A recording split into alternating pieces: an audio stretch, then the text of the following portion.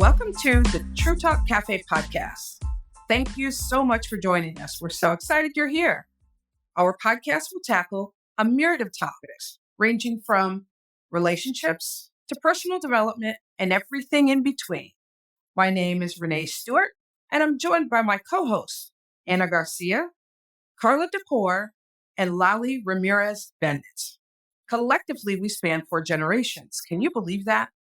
We've all experienced ups and downs in our personal lives and professional careers that have qualified us to share our unique perspectives with you, and we're excited to do so. But before we get into today's content, I wanted to let you know where you can find us on social media. On Instagram and Facebook, you can use @TrueTalkCafe, and on Twitter, you can use @TrueTalkCafe1. Don't forget to like us, rate us, and leave a review.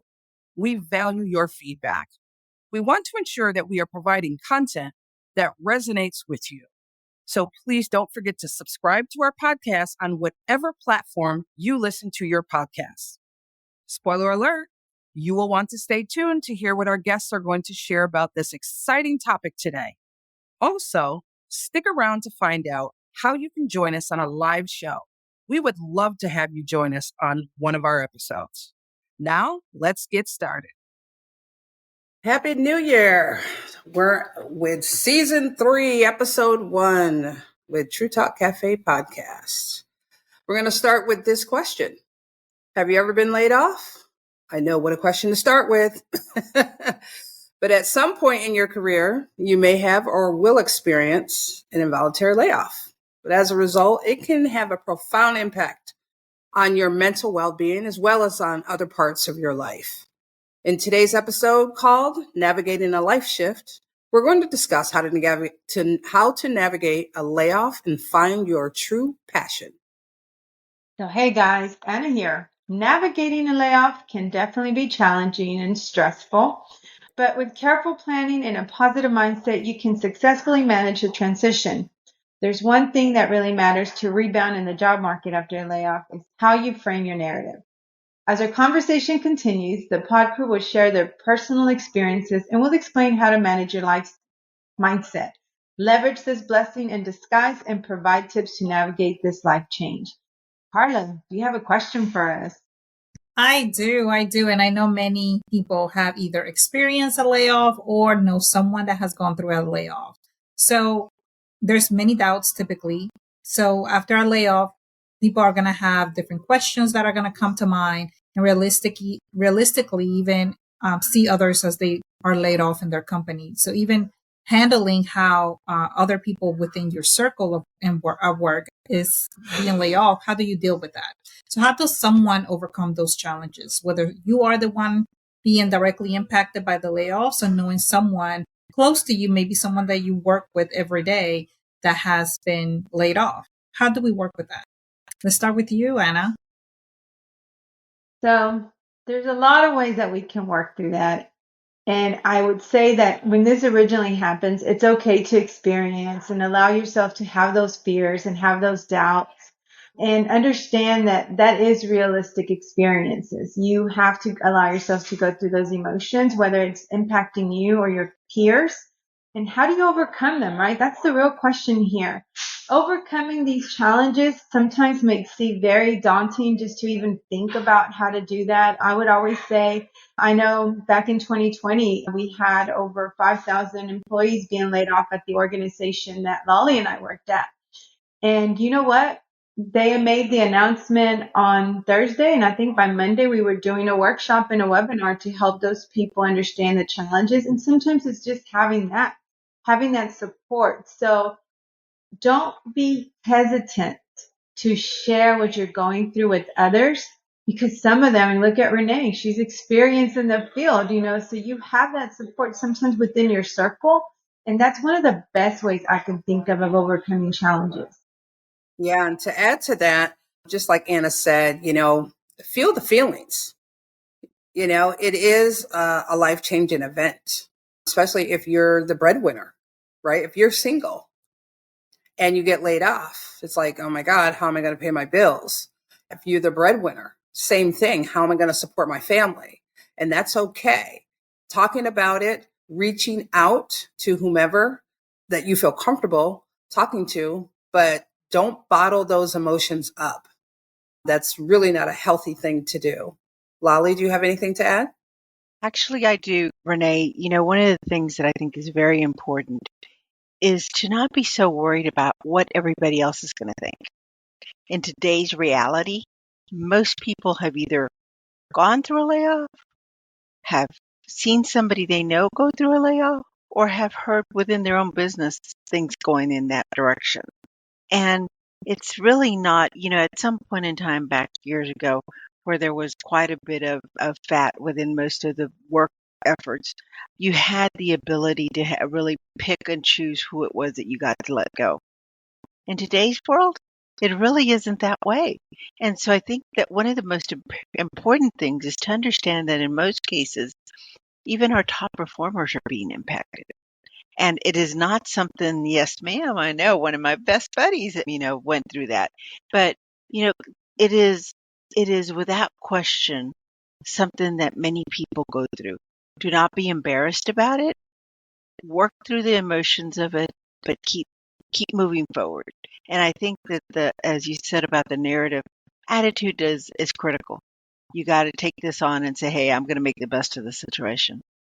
And you know what? I remember a few years ago, my last job, we started laying off a lot of people. And I remember you mentioned the top performers being laid off. And I know that people that were selected to be the ones as part of the RIF, the first question they ask is, why me? Right? Why is it that I was selected? What is it that I didn't do? What could I have done better to not be a part of it? And I had to explain to them that while speaking with HR, there is a formula, and all companies kind of have different policies. So some of them use a formula. The institution that I was a part of, they used the formula, and they started with those that didn't have a bachelor's degree because it was a higher education institution. So anyone that didn't have a bachelor's degree or higher, those were the first ones that went through, regardless of how long they've been there, regardless of their performance, regardless of their annual reviews. The second list of people, it was based on tenure, people that have been there the longest. So people that had any type of disciplinary action within their files. So there's just different things that have to be taken into consideration when they go through a layoff. So I think we have to be sympathetic and help people understand that it's not them personally, that it's not an attack on them, it's not an attack on their performance. It's really just business. And it is just the business trying to reduce expenses to realign their strategies, perhaps. So, how does a layoff impact someone's perspective on their career? I mean, I think at least it used to be that we thought, I'm going down this career path and this is where I'm going to spend the rest of my time working, and as well as life goals. I mean, what would you say, Renee, that you've seen in that respect? A couple of things. Some folks may take a look at it and say, you know what? I was just doing this for the paycheck, right? And then they start to think about, well, what do I really want to do? I didn't enjoy my job anyway. So this really is kind of a blessing in disguise. And they start to rethink like, okay, what do I really want to do? What am I passionate about? And start down that path. But then there's others where they feel like the job defines them. Those are the folks that have the hardest time transitioning because they hold on, that's their identity, and they feel like they lose their identity. And it really hits home. I've seen back in my hometown, I was like in my early 20s, and they did a big reduction in workforce at the time. And these were people that had, were born and bred there right out of high school, when they had apprentice programs, right? And you've seen a rise in suicides. It was really bad because now we're hitting people that have been there 15, 20, 25 years, and they're the breadwinners, and that's all they knew. And they did not know how to process that. And they felt like they lost their identity and fell into this depression and decided to take their lives instead. So that's what I've seen. Anna, do you have anything to add? No, I agree. I think I always say there's three different paths to take when it comes to the perception on your career and your life goals when it comes to experiencing a layoff, right? You're either going to take the road of opportunity, like you mentioned, some will view this as an opportunity to go out and embrace something new, find something that drives your true passion. And there's going to be those that are going to see it as an obstacle. And that obstacle might not be long term. It might be a short term obstacle, but eventually they'll get over it a little bit sooner and start working towards new goals. A lot of the people that see it as an obstacle or a challenge tend to stay within that career space. So there's not as much transition and everything. And then of course there's the total loss experience. Those individuals that you talked about that take this the hardest. And I do think that that's when it's important for you to recognize, like Carla said earlier, this is at the end of the day a business decision. And that business decision is always driven by the bottom line. And you no longer, aligned with that bottom line. So it's time for you to shift. So I think it would just be important that we sometimes allow ourselves to have those emotions, but remember that that's not it. It's like any other relationship. We go through a loss and then we learn to cope with that loss and then eventually continue to do and live as we used to with the goals and driven opportunities that we have. So those are my three different perceptions that I see often. And I do believe that a lot of us fall within that scope. I personally was the opportunity. When I got laid off, I think I've shared this before. I was 7 days unemployed, and then I was an entrepreneur that has not looked back and hasn't had a vacation yet. Truly, in a year and months now. Carla, anything to add? Yes, and actually I have a question for you specifically because we're talking about how do you take it, right? But what about the manager, the director, the vice president, the person that is making the decision? Because all of us do care about our people, right? What advice will you give to someone that is making the decision of who is going to be the person getting laid off? And how do you deliver those difficult news to someone that you don't know which one of those three they're going to take, how they're going to perceive it, and how can you guide them so they don't take the negative route? Well, that's a good question. And, I was just mentioning earlier that I had to provide some training materials and create some of the training program for some managers that did have to share those news with their employees. And one of the key factors is always, yes, it's okay to show empathy, but no sympathy, right? You shouldn't be like, oh, I know what you feel, or, start showing, acting like you're in their place because you don't know what they feel. You're never going to know what that other person feels. I have 3 children and I don't know what they're going to feel, even though I birthed them. So I think just using clear, concise language, and I'm sure Renee has a lot of expertise in this field coming from the human resources. There are certain things, we do have to acknowledge the emotions of the individual, but do not sit in them with them. We have to explain to them, I understand that, this is going to impact some of the plans that you had and everything. Unfortunately, this is a decision we had to come to. And, please continue to pursue whatever support or assistance you need. We cannot, we have to have that conversation. And I would tell you, it is not any easier for those managers or supervisors. Some of them do go home and have to sit in those emotions or just end the rest of the day. It's like you make the announcement in the morning and you take the rest of the afternoon off because it is a heavy burden to carry on either end. And a lot of these companies don't think that they come to this decision very lightly either. They understand the repercussions. They understand the public image. They understand all the things that happen in that time frame, right? There's a lot that goes on and there's a lot of thought that's been used before that decision is driven. So I would just say concise, clear information, stick to the facts, do not play into the emotion. This is when you have to be a true leader and just do what you were told to do. Yeah, I would add one other thing to that. When companies are going to do some sort of RIF, that they really plan, especially if it's large, it's going to impact a lot of people. Make sure that you have outplacement services put in place because people will appreciate that. Because when you give the information, the shock comes. You know what I mean? But you have to bring them back in to say, okay, we have provided these services. This is who you call. This is how much time that you have. If you lay out a plan for them to follow and have somebody being the liaison that they could call, that seems to bridge the gap and help tremendously. And I've been where I've just been let go, period, or I had that liaison and knew I had the outplacement services. So that really helps in getting people plugged in to those outplacement services, because people have not written resumes in years or updated one. They have not interviewed in years. They don't know how to interview. So providing those services really can help someone move or transition to their next employment opportunity.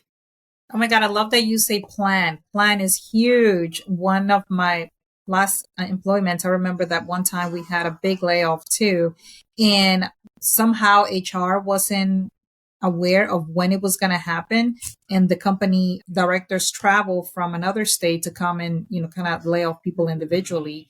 But by the time they made it there, everyone's emails and logins have already been disconnected. So people came back from lunch trying to log into their computers, and they couldn't log in because their accounts had already been disconnected and they had not met with their directors yet. It was awful. No. It was an awful experience. And I was the manager. So I was just sitting there without any answers because they didn't even tell us who was getting laid off. But by that time, we knew who was getting laid off. So they literally just sat around and waited for their turn. It was awful. Oh, gosh. So planning, yes. Make sure there's planning. You are next. Next question for us. Yeah.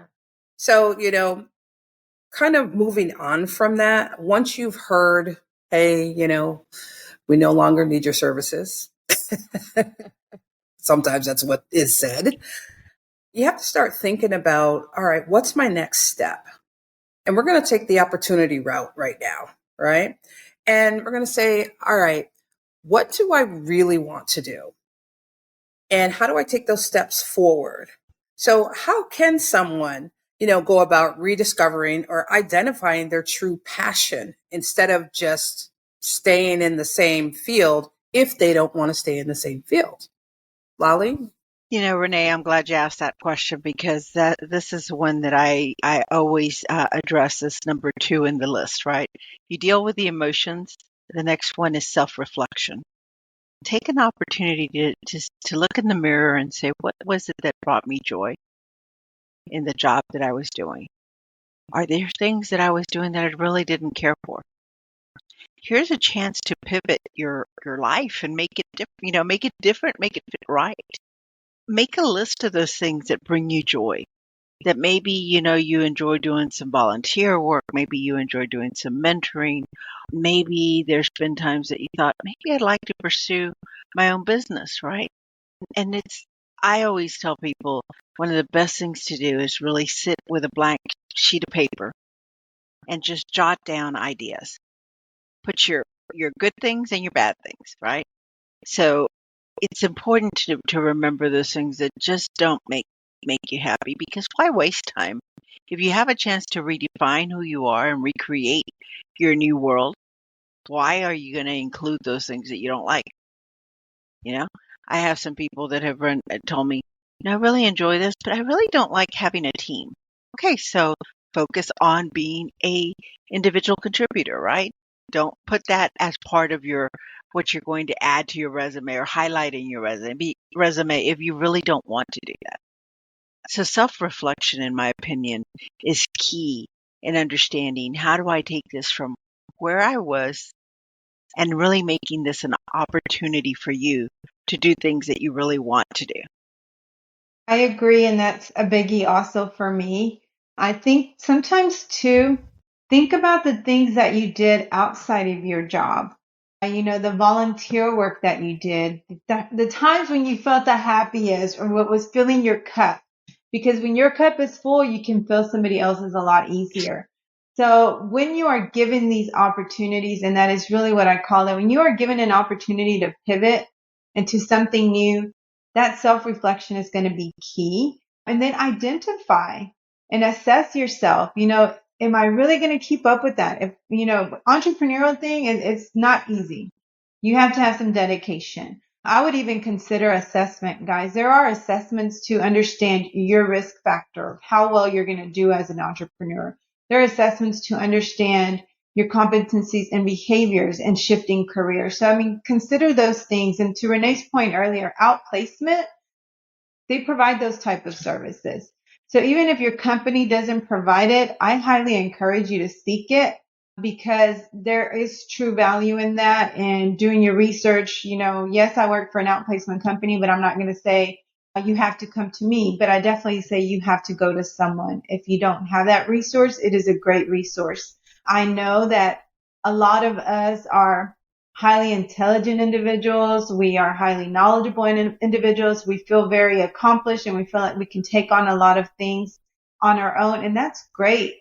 But it doesn't hurt to have that additional insight or that additional support that can give you that, outside, what is it called? Feedback. So they're not you. They don't live with you. They don't work with you. They're trying to just listen to you, get to know you. And then they're going to give you that external feedback that's going to help guide that decision process and give you some true answers. It's not going to be the BFF saying you can do this, which I love my support. Lolly was my BFF to tell me, girl, you got this.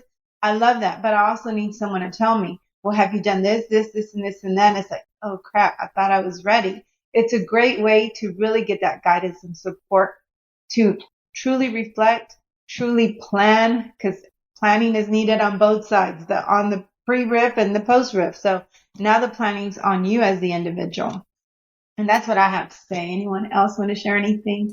Yes, what I will add too is I always recommend that people look at what comes easy to them. Like make a list of like the top 3 things that just come very easy to you. You've always done it. If maybe talking in public is one of your things, and whenever there was someone that they needed to go do a presentation, you were the first person that they thought about. If there was someone that needed to go motivate a team, you were the first person they thought about. Think about what has come natural to you at other positions, and then make a short list on how you have shown excellence in those areas, and then reach out to your network and say, hey, I'm out in the market. I'm looking for employment.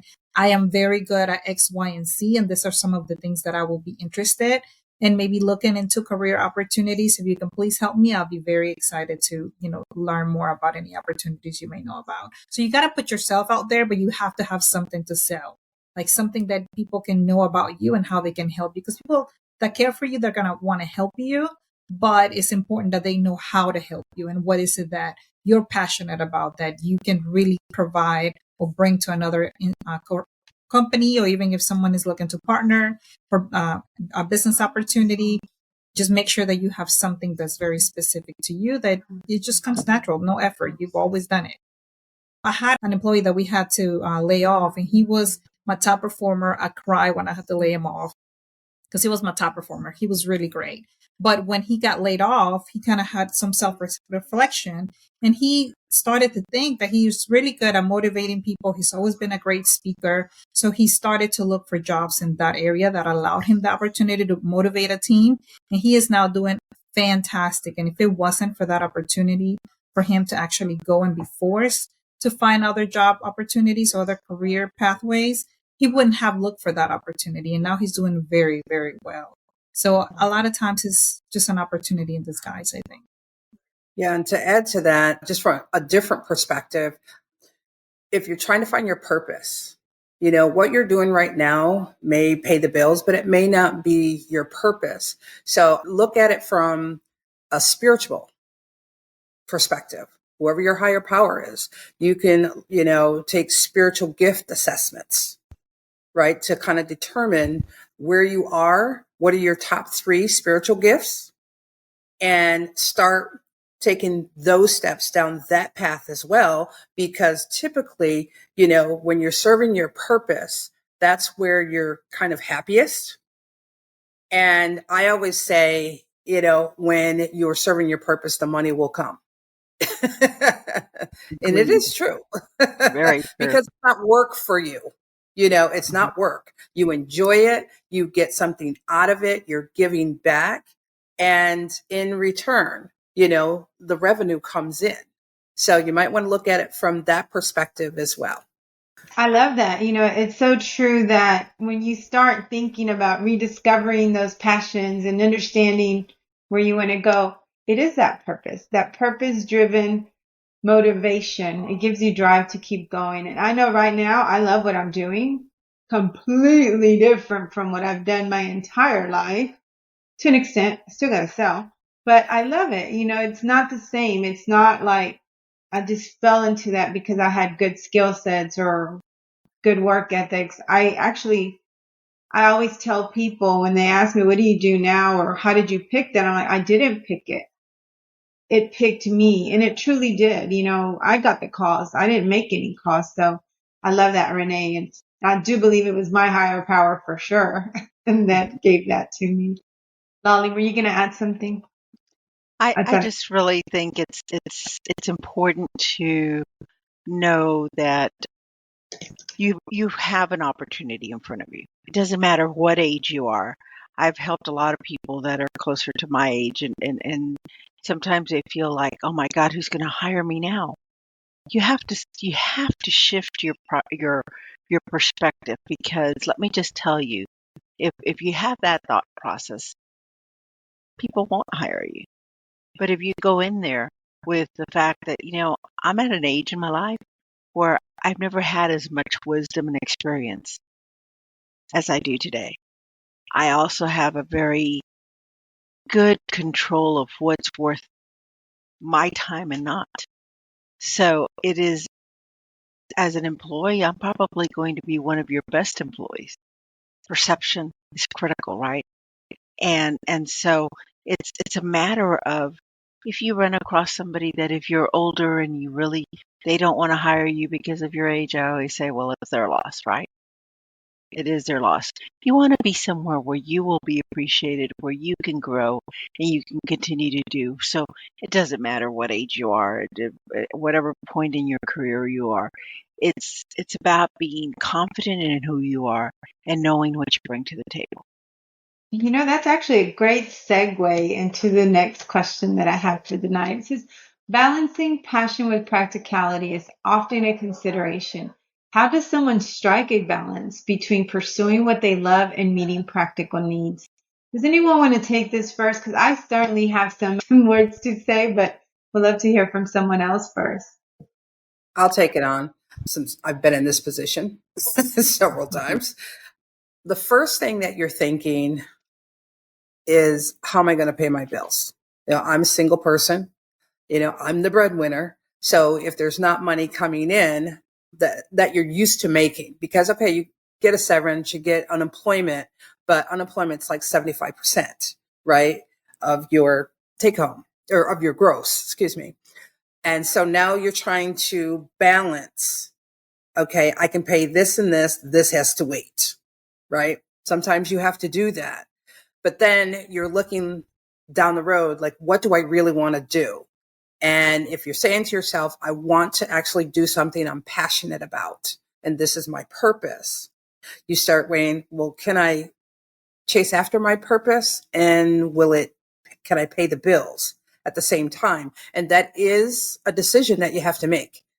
And it's going to take some courage to do so. That's without a doubt. When I was in my 20s, I was just like, okay, let me just get another job.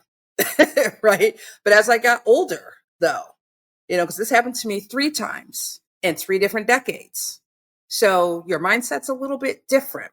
I've always thought, well, I have marketable skills. I'm not going to have a problem, finding employment. But as I got older, it was like, okay, what do I really want to do? Because I don't want to waste my time and then end up being here again.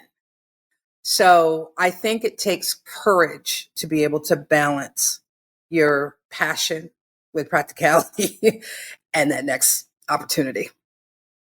Anybody I love else? that, Renee. I really do. I think courage is critical.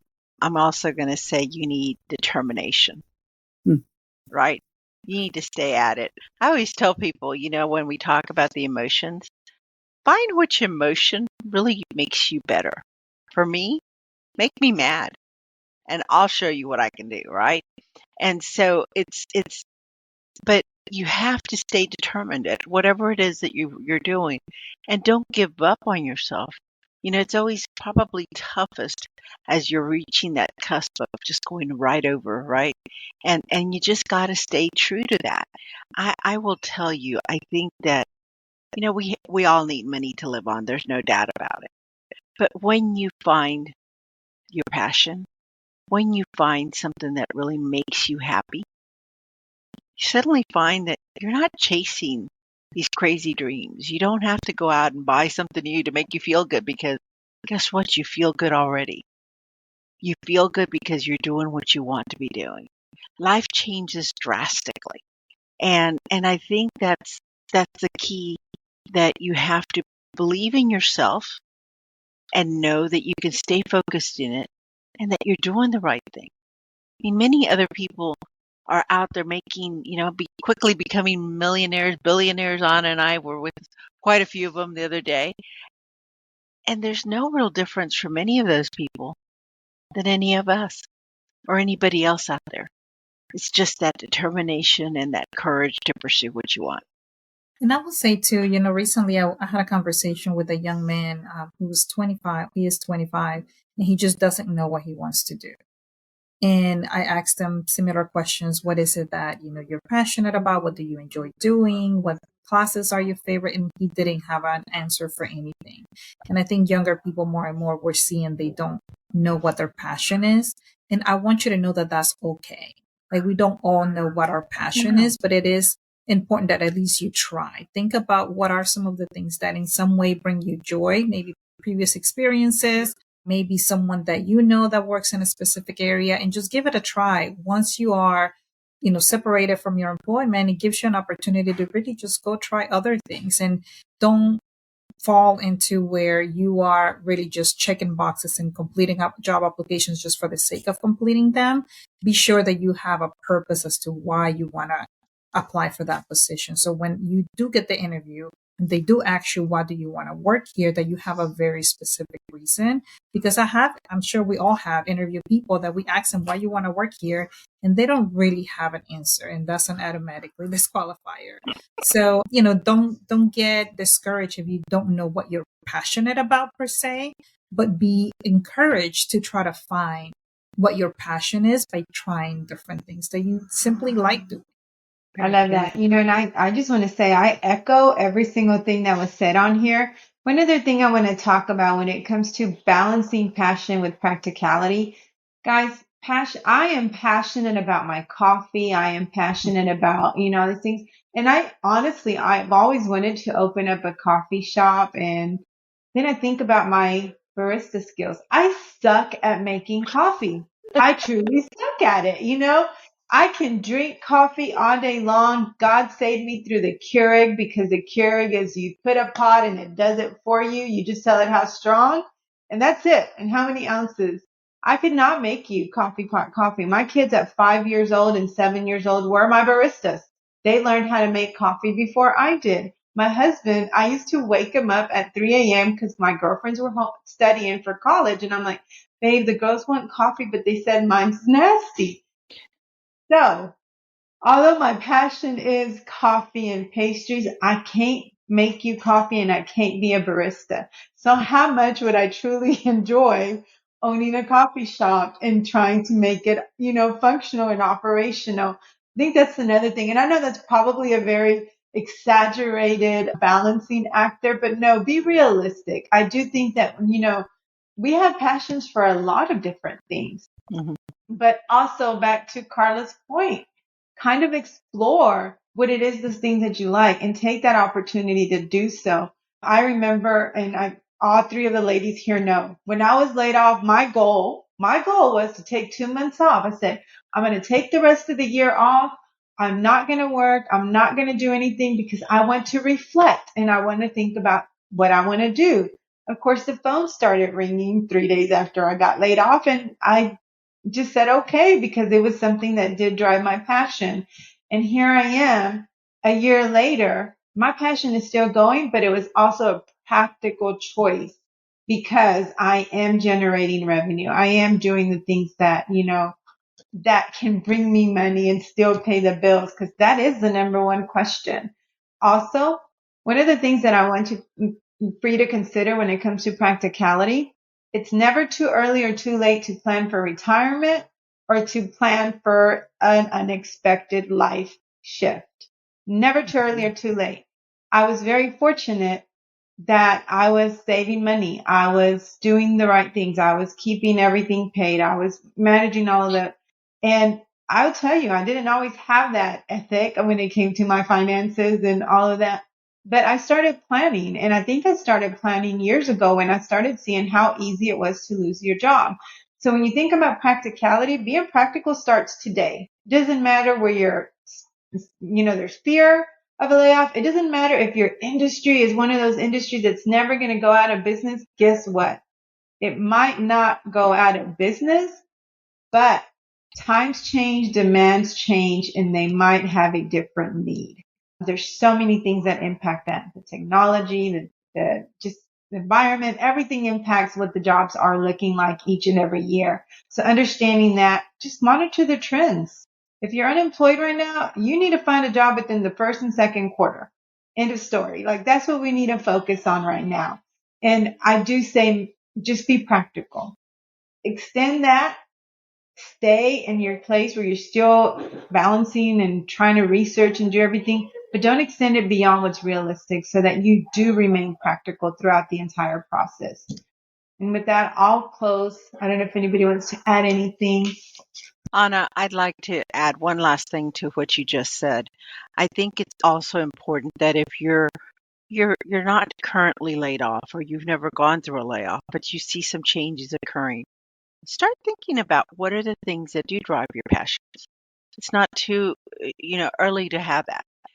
Part of why you were very successful with your switch is that you had been talking for the last 2 years with me about what you really wanted to do, right? You had that in your mind already as to some of the things that you would like to do. It wasn't perfectly drawn out, but she had already done some of that preparation up front. So I think that's key. So with that, let me take you through. I think that the discussion that we've had today has been really good. It gives you some insight as to what you can do to help you navigate through a layoff. Of course, dealing with the emotions we talked about. We talked about some of the finances and making sure we know where that's at, right? Making sure that you do some self-reflection. So perfect. I tell you that those three things are more important than going and taking a look at your resume. Now that you've done your self-reflection and you have an idea of where you want to go, now you go to your resume and prepare it so that it matches what you really want to do, right? I hear so many times I hear of someone who gets laid off and the very first thing they do is they go and pay, thousands of dollars for a resume. That is really not going to get them a job because it is just a whole bunch of words that tells you what you've done historically. I think that it's really key that you have an idea. So think about this. If you were going on a trip, you didn't know where you were going. You've been through some different places, but you get a chance to stop and buy a map so you can figure out where you want to go. Of course, I know we don't really buy maps anymore, but if you did, you don't know where you're going. You're just going to buy every map you see. If you have a chance to think about where it is that you want to go, how much money I have available so I can know how much I need to plan with, right? And I got myself in a good mental place. Now I can go ahead and prepare that resume, that LinkedIn profile. It makes more sense at that point rather than upfront. So just take that into consideration. The last thing that I want to share with you is, having been a strategist in my old work, I always tell people when it comes to networking and even applying for jobs, don't apply for everything. Don't tell the whole world. Tell the people that you know can help you. If you are wanting to get into a particular field or with a particular company, find somebody you know that knows somebody. Look at those jobs. Spend your time making sure that you get some leverage there rather than just hitting up everything. That's my particular emphasis is be strategic with how you approach your networking. Because unfortunately, what happens if you just throw everything out there, you end up feeling like you're not making any progress because you've just thrown a resume at everybody and nobody's giving you anything because you haven't done any kind of real quality contacts and helping them understand where it is that you want to go. So if I came to these ladies and I told them, I just got laid off, I need to find a job. Well, what do you do? What do you want to do, Lolly? I'm not really sure. I just need a job. How effective do you think they're going to be able to be to help me in getting that direction?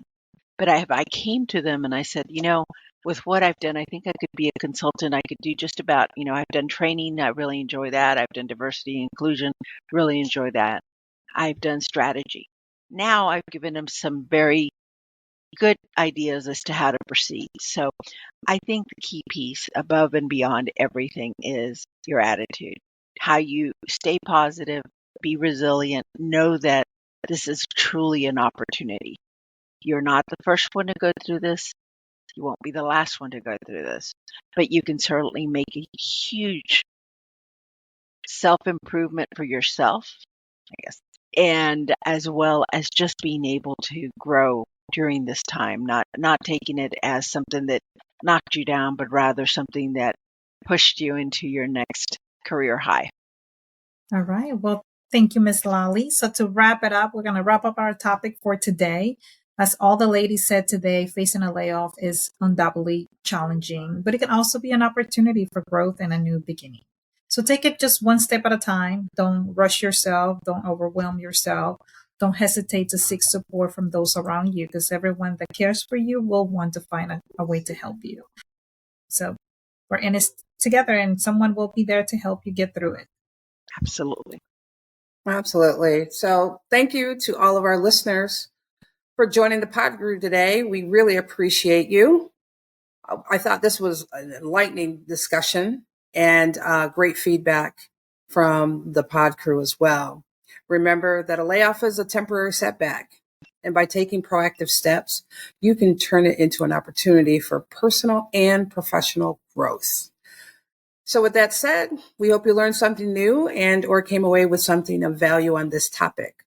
As promised, here's how to join us as an audience member on our next show episode. We hope you're just as excited as we are.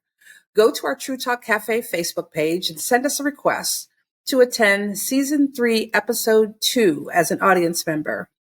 Be sure to use the hashtag TTCS3EP2. We will respond to your requests with our podcast website link, where you'll need to enter your preferred email address for us to send the audience link. We'll also send all audience members a reminder the day before the show recording. It's going to be so much fun to have you join us live. As always, we welcome your feedback, so please let us know your thoughts about today's show. Leave a comment or review. We will respond to all comments, so please be nice. We'd love to hear your thoughts about today's topic. Please do not forget to like and rate the episode. We appreciate you tuning into our podcast, and we hope you join the TTC Crew Facebook page. Again, you can find us on Instagram and Facebook using @TrueTalkCafe. Please use the hashtag TTC Talks or True Talk Tuesdays. Recommendations for discussion topics are always welcome. We want to ensure we are providing content that is of value to you, so don't forget to hit the subscribe button.